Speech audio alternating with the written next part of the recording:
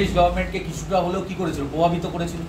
তার ফল আমরা দেখতে পাচ্ছি দ্য ভেরি নেক্সট ইয়ার, মানে 1884 সালে। এটা 83 গল্পটা বুঝেছো সবাই। 1884 সালে কি হলো, 1884 সালে পুনাতে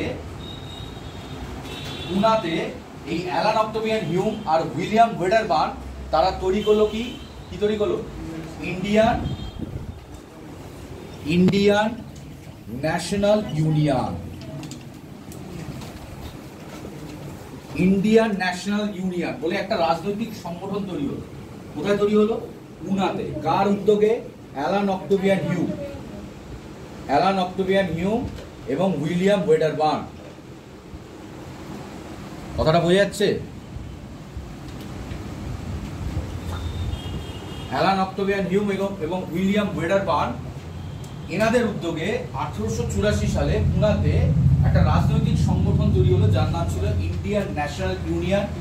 এই রাজনৈতিক অর্গানাইজেশনটাই পরবর্তীকালে তার পরের বছর 1885 সালে ইন্ডিয়ান ন্যাশনাল কংগ্রেস নামকরণ করা হয়।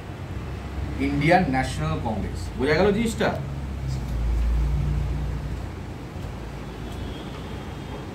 ইন্ডিয়ান ন্যাশনাল কংগ্রেসের নামকরণ করা হয় কোথায়? এটা বম্বেতে।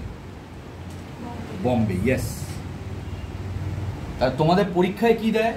তোমাদের পরীক্ষায় কোশ্চেন দেয় সহজ প্রশ্ন, যে জাতীয় কংগ্রেস কোথায় তৈরি হয়েছে? জাতীয় কংগ্রেস 1885 সালে বম্বেতে তৈরি হয়েছে। কিন্তু যদি প্রশ্নটা এরকম দেয় বা দিয়ে থাকে, জাতীয় কংগ্রেসের পূর্ববর্তী নাম কি ছিল? Indian national union. কে তৈরি করেছিলেন? অ্যালান অক্টোভিয়ান হিউম এবং উইলিয়াম ওয়েডারবার্ন। কোথায় তৈরি করেছিলেন? পুনাতে। যে জায়গা ছিল সেটা। বোঝা গেল?